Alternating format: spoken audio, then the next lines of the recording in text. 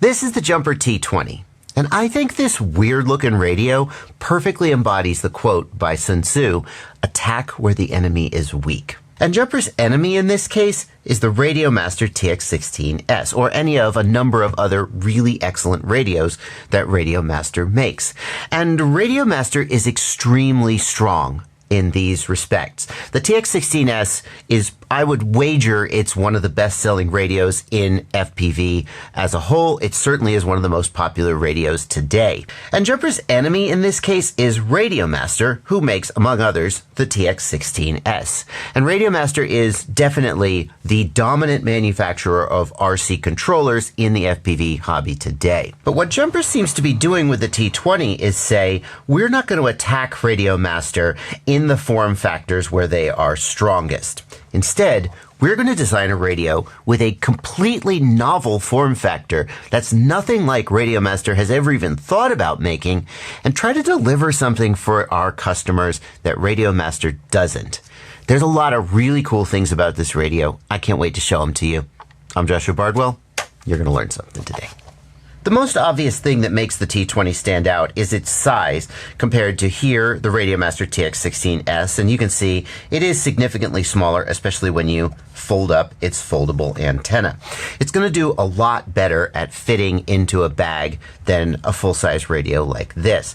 But if you're shopping for a full-size radio with a great big color screen, you're not even going to really think about this. It might make more sense to compare the T20 to something like the Radiomaster Zorro, and here the sizes are a little more comparable.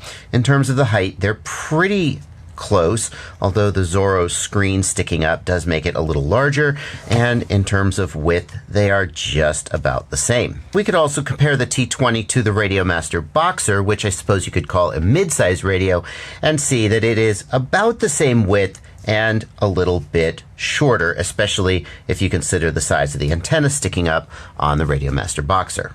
So at first glance, what we've got here is a radio that takes full-size gimbals and offers a full-size complement of switches, knobs, and dials. In fact, there's a ton of switches, knobs, and dials on this radio. More about that later in the video.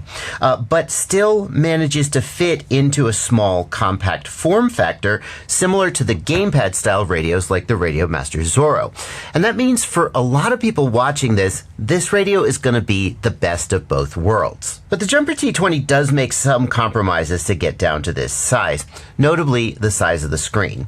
So the screen on the Jumper T20 is the exact same size as the screen on the Jumper T Pro. And I kind of was about to say a significantly smaller radio, but you can see that it isn't actually that much smaller than the T20. The T20 just has more girth here in the middle, whereas the T Pro has this gamepad style layout. It's actually the same size screen on the Zorro as on the Boxer, and that's going to make it much easier to adjust the settings of your radio in the field. Now, Jumper's argument is that a lot of people don't really do that anyway.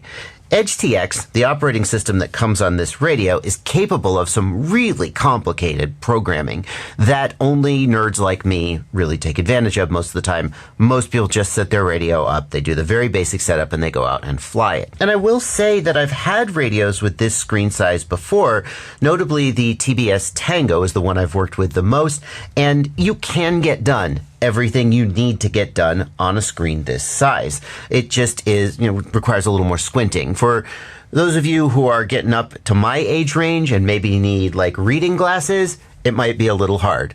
But for anybody who doesn't struggle with like looking at small stuff in general, you will be able to do what you need to do on this screen. Another thing that's different about the T20 screen is that it is OLED instead of the traditional LCD backlight that you see on most other radios. And the advantage of OLED is going to be that it is much more efficient in battery use. You don't have a backlight, and I can actually turn the backlight on this up and down. You don't have that backlight that is sucking your battery power. The flip side is that these radios can all have timers to turn the backlight off, so if you care about that, you can certainly adjust that to save the power. The advantage of the LCD screens is that if you take them out in bright sunlight, the sunlight actually helps you see them better. Whereas the OLED screen is going to get washed out by the sunlight. We know that OLEDs can be extremely bright. Some of the brightest, most colorful screens you can buy today use OLED technology. But just because a screen is OLED doesn't mean inherently that it has been made to be super bright. And well, in my experience, this screen gets washed out a little easier in very bright sunlight, whereas these screens simply don't have that effect. If we go into the menu on this radio, I actually looked to see if there was any kind of brightness setting, and there isn't a backlight brightness because the OLED screen doesn't have a backlight. There is a contrast setting right here, and it comes shipped at the max value, and if we try to turn that down, it seems to basically have no effect until we get close to the end of the range, and then the screen, there we go, it gets dim, and eventually it gets dimmer, and eventually it gets so dim you can barely see it. So this is basically the best you're going to get. One more note about the screen. Do you see that the screen appears to be flickering? At least it does on my monitor that I'm looking at right now. It doesn't do that when you look at it with your eyes. It's just something to do with the shutter speed of my camera. So please don't be misled into thinking that's something that you actually see when you're using the radio. If we take a look at the Radiomaster Boxer, there is a Sys button, which takes you to the Tools menu and the radio setup screen. There is a Model button that takes you to the Model Select screen and the Model Setup screen. And then there are separate page forward and page back buttons. The Jumper T20 uses a simplified control scheme that actually harkens back to some earlier radios, like I think the FreeSky QX7 used this scheme. In this scheme, there is a single menu button, and if you short press it, it takes you to the Model Select, and if you long press it, it takes you to the Tools menu. So they've combined the Model and the Sys button into a single button, depending on if you short press or if you long press it. The Page button works the same. If I short press to go to Model Select, a short press on the Page button goes forward in the menus, and a long press goes backwards. This is actually not unique to the T20. All radios with a page button, if you long press the page button, it goes back. Many people don't know that. So if you learned that just now, then I did my job today. And then there's the return button, which if you short press or long press it, I think it does the same thing. It just goes back. Now, you would expect that in a review of an RC controller, I would talk about some of the features of the operating system of the radio. Things like the number of mixes, things like the number of models, and other features that the radio might have. But this radio runs the EdgeTX operating system. And rather than tell you what that means, I'm going to let Joshua from the past tell you, because I said it in the review of another radio. I think I said it pretty well, and I'd rather just cut that in than say it all again. The second thing you need to know about this radio is that it runs the EdgeTX operating system. And the reason that's significant is because, like, think about if you're buying a laptop. You're going to decide whether you want a laptop that runs Windows or whether you want one that runs macOS. But then once you've made that decision, you will know pretty much what the interface is going to look like. You're going to know pretty much what capabilities it's going to have. All Windows machines are going to have the same basic capabilities. Some will have like maybe a bigger screen than others. Some might have maybe like a bigger hard drive than others. But at the end of the day, a Windows laptop has a certain feature set. You know what it is. You know how to interface with it. And that's the same for EdgeTX. So all of the radios that you see pictured here run the EdgeTX operating system, and all of them have the same basic features and capabilities. With that out of the way, let's keep talking about what makes the Jumper T20 unique. And certainly one of the things that makes it unique is its controls. Now, on the top of the radio, we have pretty standard controls. Hold on, let me just twist this antenna here to get it out of the way. Oh, by the way, the antenna is twistable. And some people feel that that vertical orientation gives better polarization matching when doing long-range flying, so that is an option for you if you feel that way. Here on the top of the radio, we have two two-position switches and another two two-position switches. These are latching switches here where they go in and out. This is a little bit weird that you would just press on the outside of the switch and it goes in and out. It kind of feels like you would press on the whole switch, but this inner part of the switch doesn't move. It's just the outer part. You'll get used to that really quickly. And we have these rollers here. These are just potentiometers, and they do have a center detent that you can kind of feel as you move them. They are not clicky or ratcheting. They're just rollers.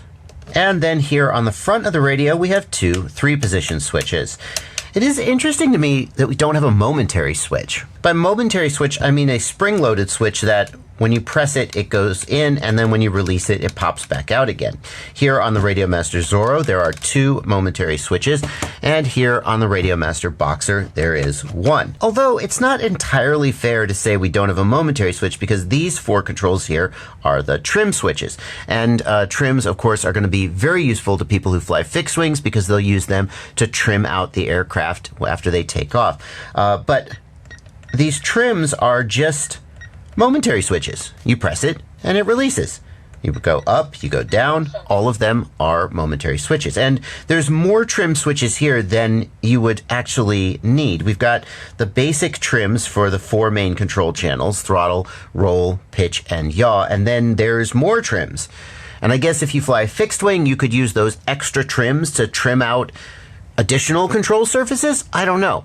The beauty of this radio is that it's fully programmable. And so we could remap any of these controls to, I could just make it so when I push this one this way, then the buzzer goes off. But the ergonomics are going to be a little bit weird, and it would be nice to have a momentary up here. Not the end of the world that we don't. Here on the front of the radio are some really unique controls. We've got these sliders here. And they kind of remind me of the throttle sliders on like a full-scale aircraft where the pilot grabs them and rolls it forward. Again, the radio is completely programmable, so these have no default function whatsoever, and you could reprogram them to be whatever you want.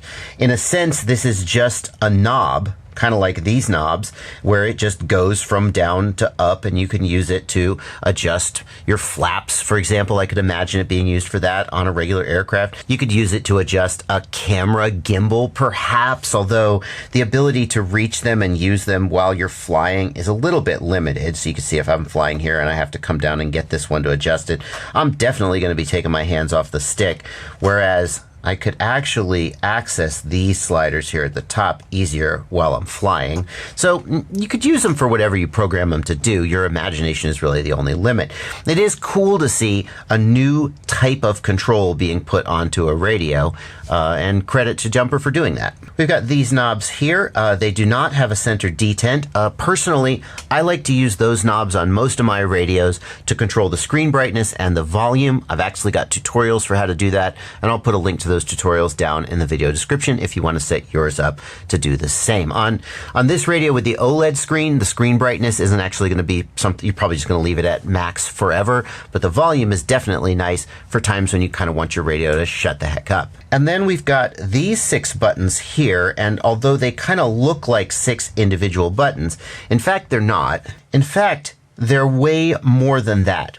If we go here into the model setup, we can see an option for this model: customizable switches. And the way that these switches work is actually completely customizable.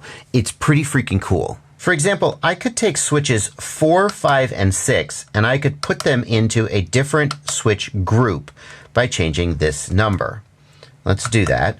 So now switches 1, 2, and 3 are in group 1. Switches 4, 5, and 6 are in group 2. Here's what that does. If I press on a switch in group 1, it is toggled on.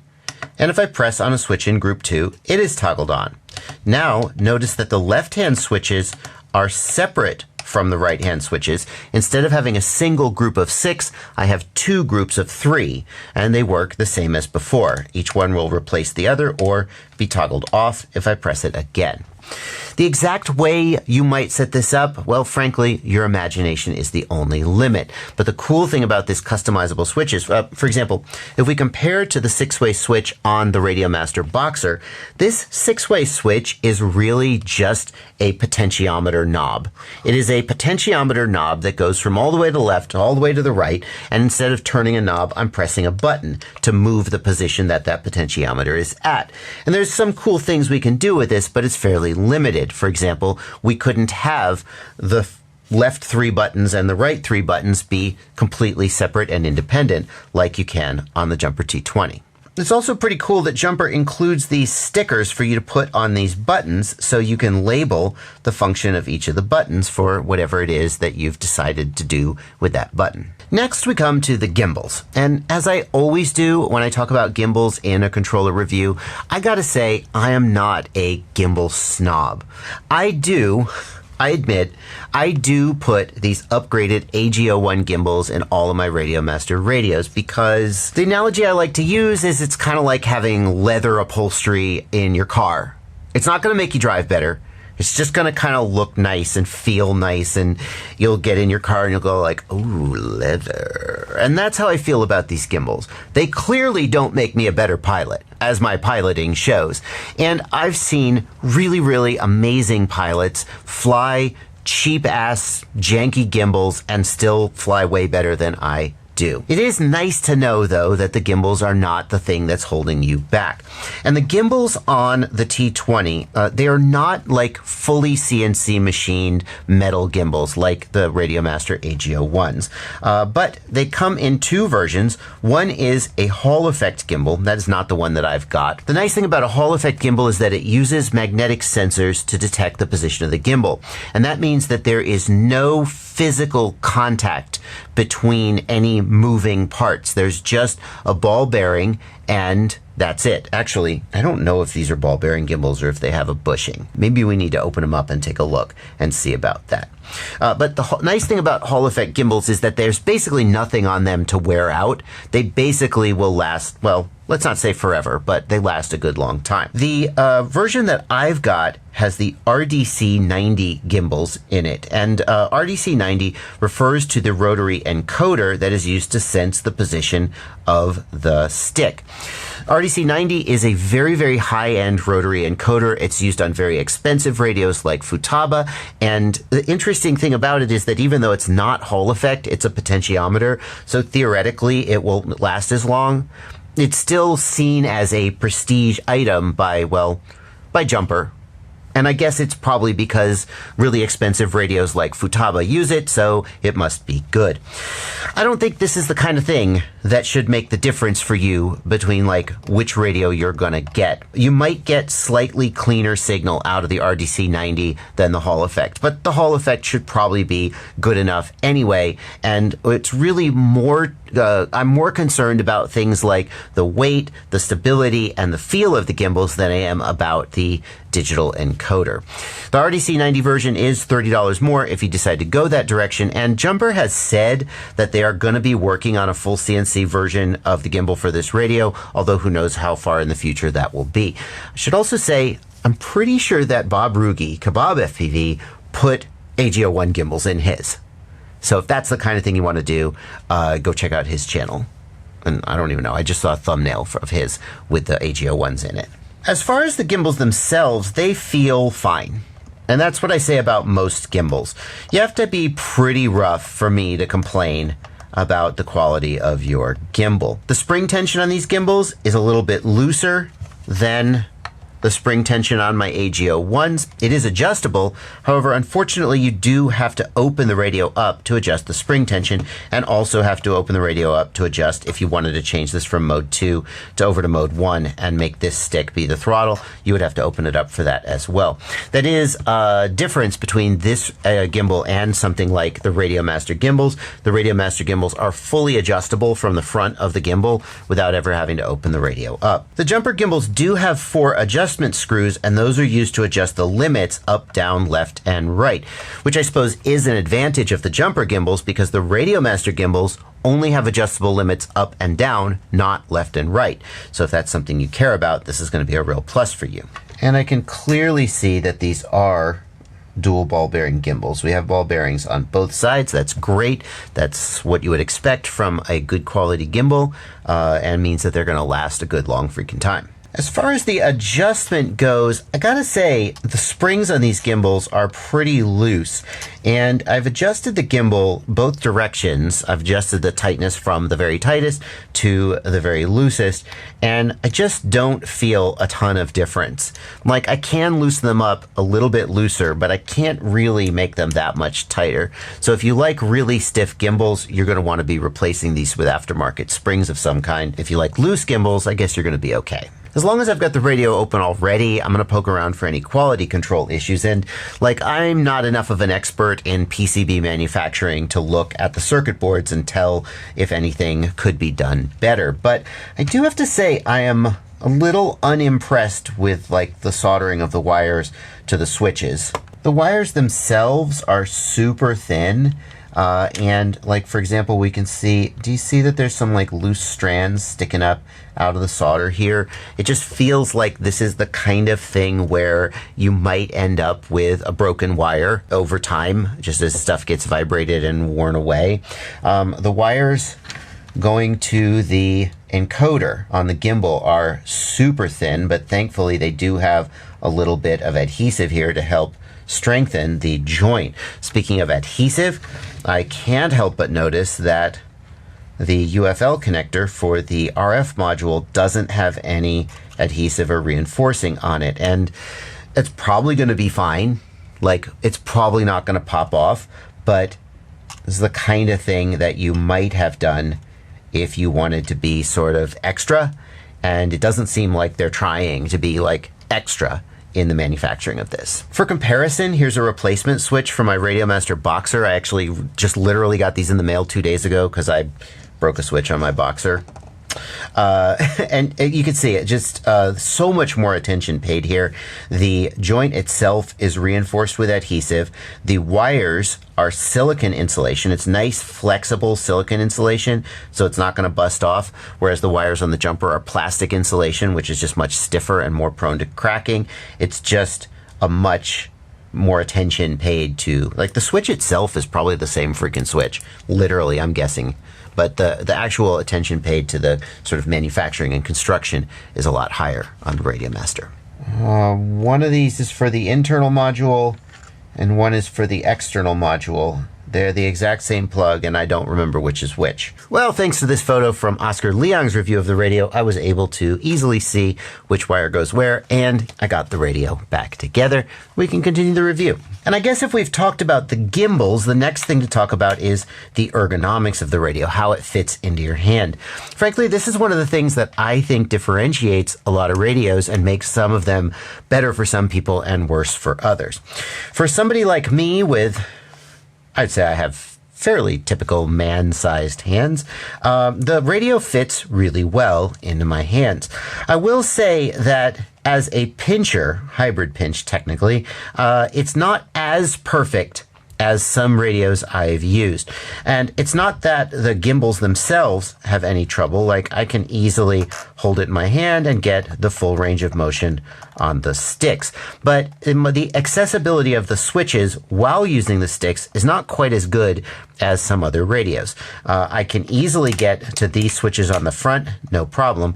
But to access these switches behind, the radio needs just that slight bit more stability. Like, it's just a little bit less stable in my hands than a larger radio, and so I feel like I'm kind of using those fingers, and when I take those fingers up to try to manipulate, say, these switches or maybe these controls here on the back, it just gets a little bit unstable and feels a little uncertain. Of course, I can just switch to thumbs for that brief period when I'm flipping the switch, and then I'm fine. I don't feel any uncomfortableness whatsoever, and that's maybe a compromise some people are willing to make. One thing that we won't see if we look around this radio is the SD card slot. All EdgeTX and OpenTX radios store data on the SD card that is necessary to the functioning of the radio. The SD card is not really optional. But SD cards can be problematic. The SD cards that are shipped with most radios are super cheap and just go bad within the first year or so, and you end up replacing them. Sometimes sometimes the SD card reader goes bad on the radio. It can just be a little bit of a hassle. Jumper has actually built this radio with internal 512 meg of storage. So there is no SD card to go bad or get lost or anything like that. It's just built in. The downside is that the only way to move data into and out of the radio will be via this USB slot. And sometimes I like to take my SD card out of my radio and use an SD card reader because it's faster. But overall, I think this is a pretty good decision. And frankly, I'd like to see more radios doing it. The SD cards are usually more hassle than they are help. Speaking of charging the radio does not come with any batteries. It comes with a battery tray for 21700 sized cells. That is really nice. This is just a 21700 pack that I had made previously. The tray will take individual 21700 cells and plug in to this plug down here with the balance connector. The size of the battery bay is perfect for these cells. You see, they just fit, and it's fantastic. 18650 cells typically have about 2500 to 3000 milliamp hours. This 21700 cells typically have about 5000 milliamp hours, so you're going to get much longer battery life out of them. You, of course, can also just buy a 2-cell lithium polymer battery if you prefer to, but frankly, I don't think you're going to get much better battery life than a set of 21700s, so I would pretty much go for it. If we plug this SpeedyB USB-C charger into the radio, we can see that the charging circuit is not very good. 5 volts, 0.7 amps, 0.8 amps. Why did it not work with the USB PD device? I don't know, but I actually have seen this referenced in other reviews of the radio. It seems like not only does it not use USB PD or quick charging, it seems like it doesn't work at all with this USB PD charger. It seems like it will work with a Quick Charge 3.0 charger, which is what this is, but it will not actually use quick charging. It'll only use 5 volts at 0.8 amps, which it's going to take like hours. It's going to take all night to finish charging these giant 21700 cells. I have no idea what's going on here. If I can get a statement from Jumper before publishing this video, I will insert it. That's a major issue. I guess you can just open up the battery bay and take the battery out and charge it, but who freaking wants to do that? I mean, if it would slow charge off a fast charger, that'd be one thing, but just to not charge at all off a fast charger, that's weird. You've probably been noticing this great big metal heatsink on the back of my radio and the shape of my antenna. This radio is available with several different RF modules in it. You can have 2.4 gigahertz express LRS, 900 megahertz express LRS, or you can have 2.4 gigahertz 4-in-1 module. The express LRS options are the ones that I'm going to suggest that you go with if you're not sure. And the reason for that is that express LRS is an extremely long range, low latency, versatile, flexible, modern control link. Pretty much anywhere you want to fly your aircraft, you can do it without fail-safing, anywhere within reason, certainly within legal limits. Express LRS can do it. And that's as opposed to older control link protocols that you might fly behind a building or something and fail-safe and have to go get your aircraft. The downside is that Express LRS is a little bit complicated. It has a bit of a learning curve. I'll put a link in the video description below to a recent Express LRS setup video that I did for my beginner build series that I just released. And you can see whether that seems like something you would be okay with or whether you're like, nah, it's too complicated. I just want to hit a bind button and go. Between the two, I would suggest Express LRS 2.4 gigahertz, as 900 megahertz doesn't have as much support among receiver manufacturers, and 2.4 gigahertz will give all the range that you need. Now, if you do decide to get the internal Express LRS module, you may wonder, what about all my other models that have FreeSky, Spectrum, etc.? Can I have the best of both worlds? And in fact, you can. This is their external 4-in-1 module, and it's really nice that it is such a small, slim form factor. It means that this radio is going to be really really compact even when you add an external module.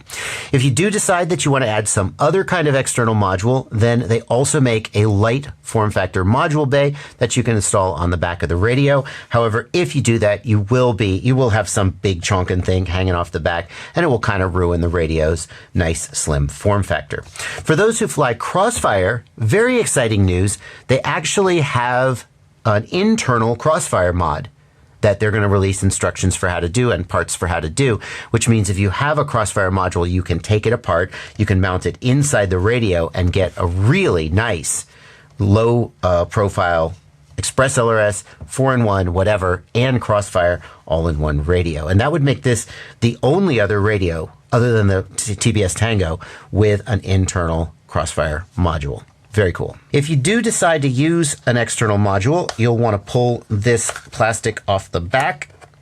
Easier said than done. And you'll see here we have a port for plugging in the external module and an XT30 connector that outputs the 2-cell battery voltage. And that's pretty cool because it's going to be an easy way for you to power external modules if they need supplemental power straight from the battery versus pulling it from the regulator on board the radio.